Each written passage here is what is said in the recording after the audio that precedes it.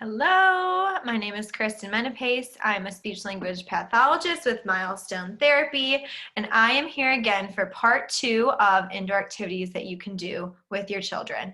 So this is the same handout that is attached to part 1. And again, there's just a little fun fact at the top here about screen time for children. Recommended less than 1 hour for children 2 to 5.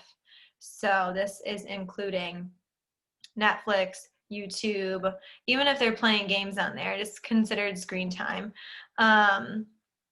Screen time is especially hard with everything that has been going on with the pandemic, and now that the weather is getting colder, it is even harder to try and come up with ways to keep your children entertained. So I'm going to go over part 2 of this handout, which is focused more on child-independent activities. So these are some supplies or things that you can gather for your children that they can play with while you may be working from home or in the car driving around, running some errands, whatever you may need to do. These are some different supplies that you could get that they can still stay engaged, but not on a phone or tablet. So our first option here is coloring. You can really get crayons or markers anywhere, and they are great for naming colors, naming different objects that are in the coloring books. If they have siblings, they can work on turn taking, which really helps to initiate the back and forth pattern, which we use so often in conversation or imitation. So really simple activity. I would suggest crayons for the little ones since markers can get a little bit messy. Crayons are just as fun.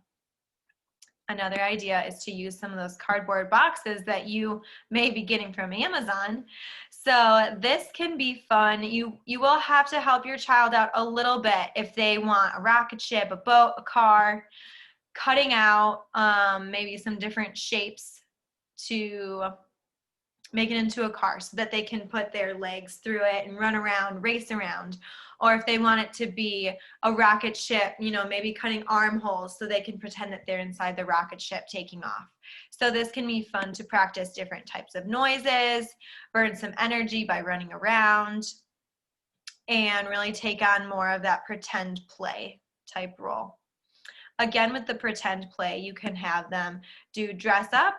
So either going to Goodwill and getting some cheap little things that they can have fun with that are silly, pulling out old Halloween costumes, anything like that to help them dress up, pretend to engage in another role.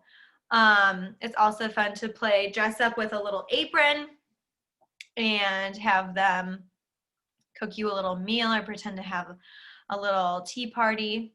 Always fun. The next idea here is a pots and pans show. So personally, I have done this in the past with Tupperware because it's a little bit quieter than our metal pots and pans. But it's pretty fun to get those out, maybe turn on some Christmas music, or Coco Melon seems to be very popular these days. For them to play along, listen to some music, and sing along to those songs. So then last 2 options are just different types of toys or books.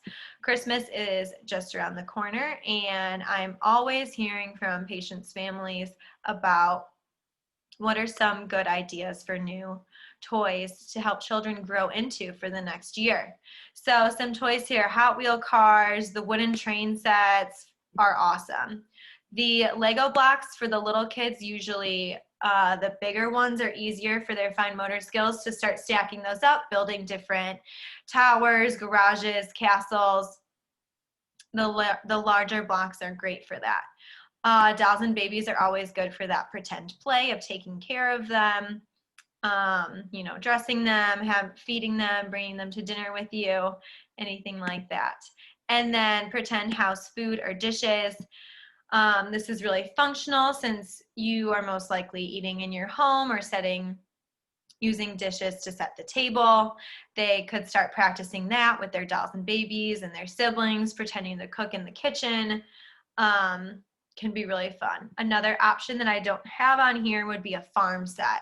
So this is really great for learning those animal names, their sounds, different types of concepts. They're going in the barn, out of the barn. They are in the fence, outside of the fence. They're getting a drink of water, on the roof, in the barn. Some different concepts and action words that you could use with that. I know a new toy that came out within the last few years are those magnet tiles. And I would say if your child is around 2 or 3 years old, this could be a good toy for them. Magnet tiles are different colors, and they just simply stick together to make different mazes or house structures or car tracks. So they can be used for a lot of creative things for both boys and girls. And then lastly, here are just top children's books. I'm sure you've heard of most of these, but this is just a nice list that they're all together. A lot of them have that repetition, which is really important for kids to learn things. You repeat them over and over. And as an adult, it kind of sounds silly, but for a child, it's really important for them to hear the consistent language used over and over again so that they can really learn those words and those concepts. So Brown Bear is one that is a little bit repetitive, but really, really great learning book for kids. Includes animal names and colors as well. Chicka Chicka Boom Boom is pretty fun. It has different letters in it. You can work on pointing to the letters in the book while you're reading it. And it kind of has a repetitive pattern to it as well. So it's great for learning. Very Hungry Caterpillar is wonderful as well. Has lots of different foods in there that you can work on labeling or talking about if you would eat those types of things in your home. And you can also work on concepts there with the caterpillar is hungry. He's not hungry, he's full. So those are some deeper concepts that you could get to as well. So that is just a quick little list there of a few ideas that you can work on with your children as it gets colder out there. I hope it was helpful. Thank you.